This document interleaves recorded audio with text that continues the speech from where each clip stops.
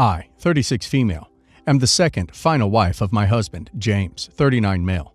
He passed away, and while we have a baby boy together, James had 2 daughters, Emma, 16 female, and Claire, 14 female, with his ex-wife Lucy, 42 female. Lucy was the wife James's parents always wanted for him, and kept pushing him to date her. James told me that while he loved Lucy, he was never in love with her, and just went through the motions, and told me numerous times that he never would have married her if Lucy hadn't gotten pregnant with Emma. James admitted to having a one-night stand with a coworker and decided that he was tired of being married to Lucy, hoping that she would initiate divorce. She wouldn't, so he eventually filed, and I met him 2 years later. Lucy got it in her mind that I was the other woman and made it her mission to paint me as such. Even after James was able to prove that it was someone else, I went from affair partner to the woman keeping James from reuniting with his family. James always defended me and even went low contact with his parents for a while. I kept trying, but after a while, it got to be too much, and I decided to end things until I found out that I was pregnant. James and I decided to get married, and James's daughters did not take the news well and refused to attend the wedding, and his parents backed out at the last minute. James passed away in an accident later on, and I was 5 months along at the time. When Lucy showed up at the funeral, I just decided to let her in for the sake of Emma and Claire, and then Lucy loudly rehashed her old claims about me, and even accused my baby of not being James's. I had my son, and James's parents only reached out to demand a paternity test.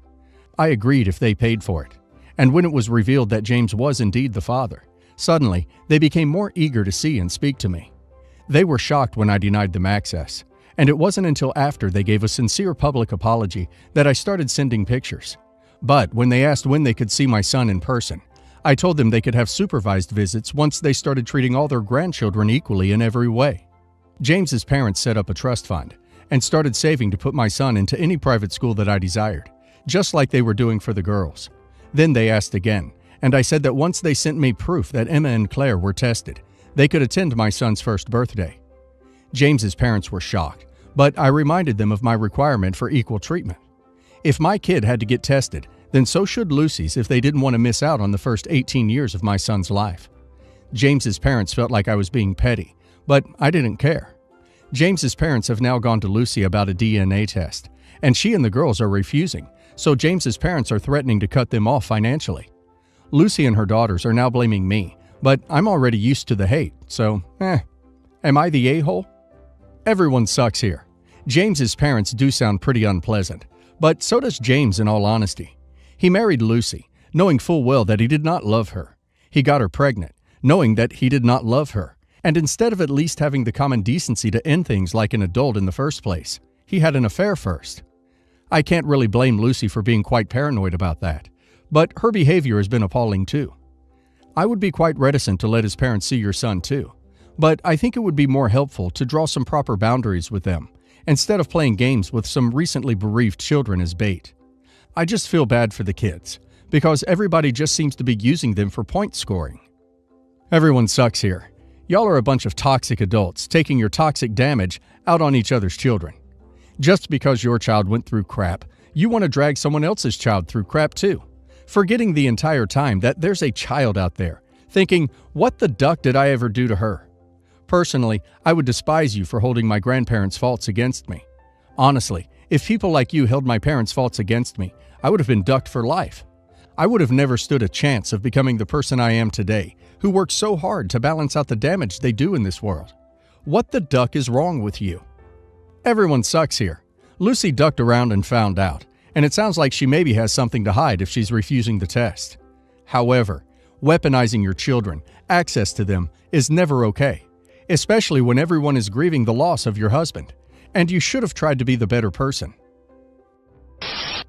So I work 2 jobs, and it blows, because I make more than enough to be comfortable at my first job. I had to get a second job when my wife's family basically lost their home, and I had to give in and let them move in. I wouldn't have minded if they would have settled for the guest house, but no, they said it made them feel unwanted. So she asked my wife if we could help her with groceries, and my wife, not wanting to say no, said we would.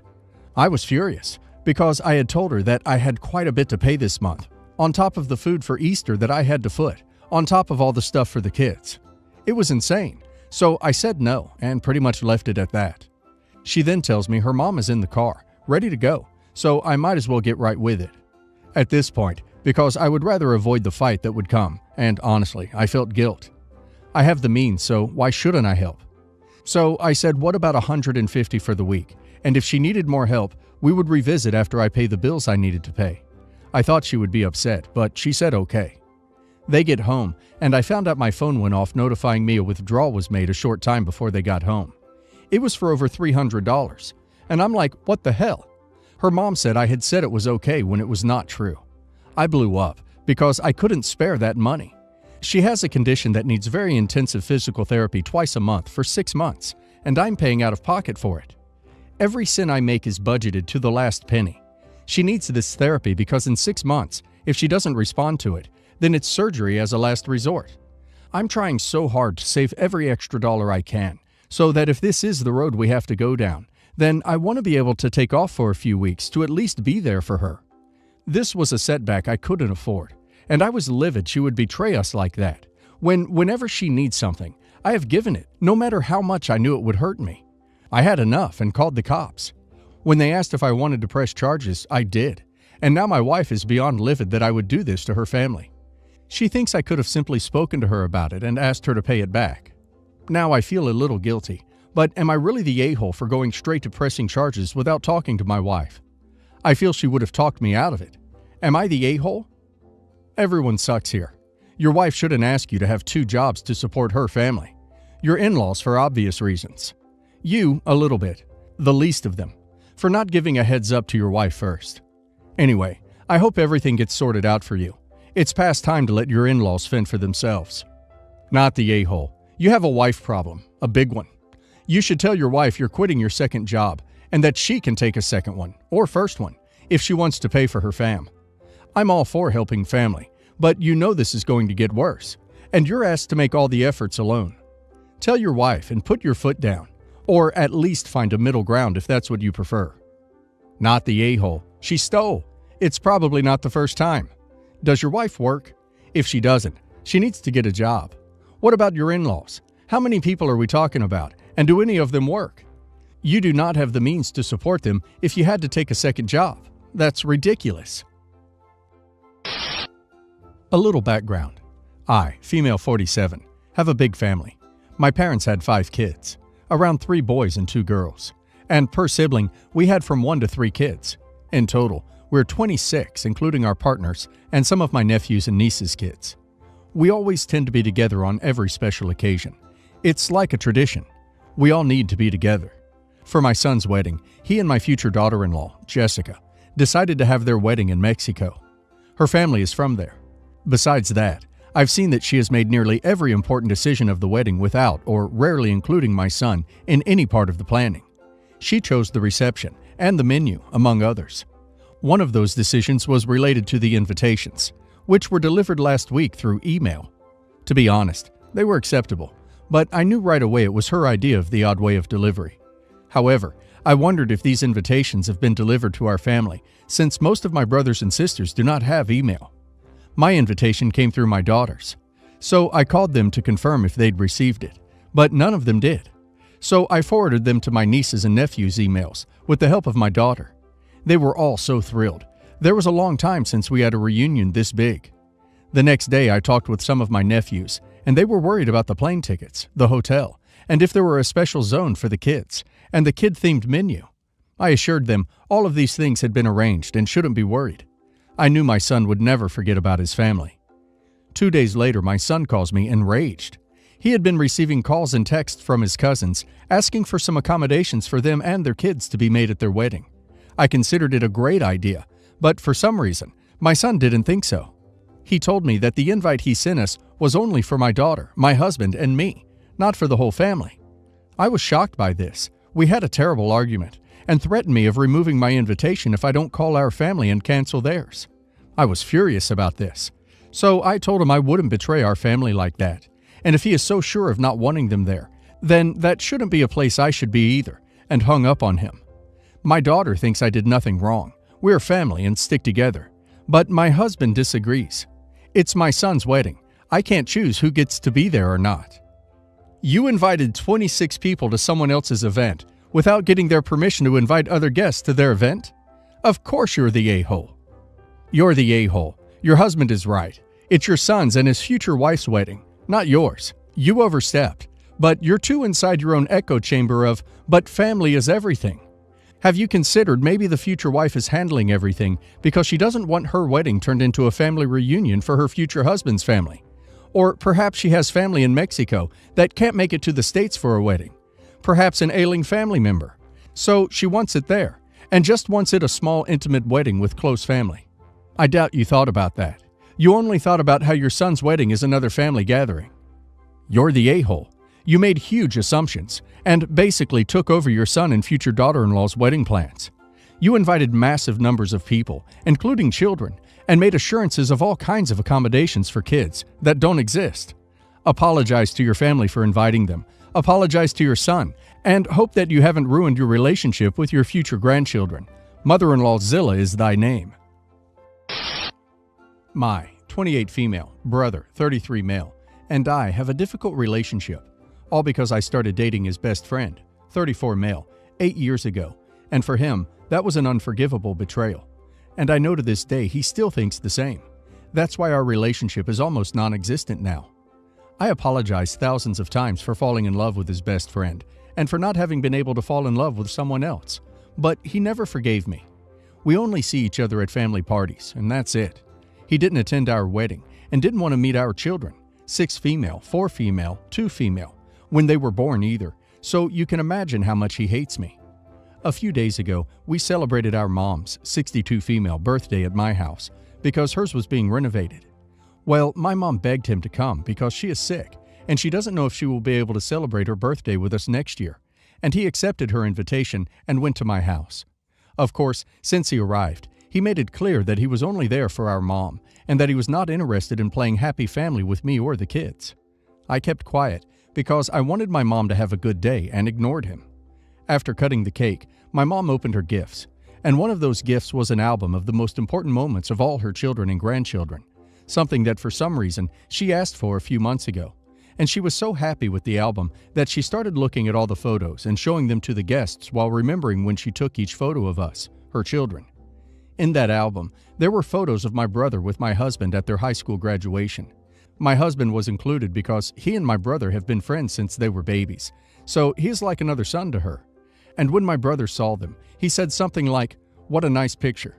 No one would suspect that you would duck my little sister a few years later." My sister, 31 female, told him to shut up, that he was being rude, but he didn't stop and kept looking at the photos to say things that nobody wanted to hear. So I got tired and asked him to leave my house. I told him that he was being rude and inconsiderate to our mother, that I didn't want him there. And of course he stormed off, and now he thinks that the villain of the movie is me. And the worst thing is that one of our sisters, 36 female, thinks the same thing because she thinks that I should have kept quiet since it's my fault that he's like that. Am I the a-hole? Not the a-hole. It's so strange. Was he in love with your husband? Did he think you needed to ask permission? Not the a-hole. Either your brother is one of the pettiest, most infantile people I've ever heard of, or he was in love with your husband and he's just pretending it's about you. I'm petty as hell, and I can't imagine holding something against someone for so long and hurting my terminally ill mother just to win petty points. What an absolute flog your brother is. I don't understand. You would think that if two people you love very much decided to be together, you would be happy for them. Is it possible your brother had closet romantic feelings for your husband, his BFF? Did your husband suddenly stop hanging out with him completely after he started dating you, so your brother feels like you stole his best friend? Is he single and just a super miserable person? You're not the a-hole at all. You did nothing wrong falling in love with his best friend. You both should be treated with respect regardless of his thoughts on your relationship. Edit. I don't know if my brother is gay, but the truth is that I suspected it many times when I saw how affectionate he was with my husband. Like, my husband had a few girlfriends before me, and my brother hated all of them. But I thought it was just jealousy because he didn't spend as much time with him. But if I think about it, it does look weird. He's in his 30s, and he only had a girlfriend when he was 12 or 13. He was always possessive of my husband and overly affectionate, which my husband always hated. So maybe it's true. Maybe that's why he hates me and my kids. And maybe that's why I unconsciously apologize to him, because deep down I knew he was in love with him too. I don't know. Edit 2. I spoke to my husband, and he says that nothing ever happened between them, that they were just friends, that he is straight, and that my brother always knew it, that he never did or said anything to make him think otherwise. So, I don't know what's wrong with him. I just know that I feel enormous guilt. If he's in love with him, I'll never be able to feel at peace again. My 32 female sister Bianca has been in MLM for almost 3 years. She has seriously become another person since she started her business. We share some group chats, and there's not a day that goes by that she doesn't send out catalogs, promotions, and walls of text about how lucrative the opportunity is. About the topic. It was the beginning of the wedding reception. My wife and I are talking to some of our guests when our wedding planner frantically approaches us and tells us that there is a guest handing out MLM business cards to arriving guests. Turns out, it was Bianca. I asked her to stop, and she did, except she spent the whole night trying to talk people into the business. In the grand scheme of things, what Bianca did was insignificant, because my wife and I were very happy that day, and there were no major problems. But I still get angry when I think about how uncomfortable it must have made some of the guests who were subjected to her presentation. Fortunately, they graciously accepted our apologies. Every time my wedding is mentioned, someone is sure to mention my crazy sister who was promoting her MLM. So incredibly embarrassing. Bianca and I haven't had a lot of contact since then. Yesterday, my mom called me, and after a bit of catching up, she told me that my sister's business hasn't been doing very well, and she's been struggling to meet her monthly quotas, so now she's behind on rent and needs money. Bianca asked my mom for money, and she in turn asked me to help her. I said absolutely not. She embarrassed me at my wedding. She didn't even apologize, and I was absolutely sure she was going to use the money I gave her to get into another MLM now that this one was no longer working for her. My mom said that I'm cruel and rude.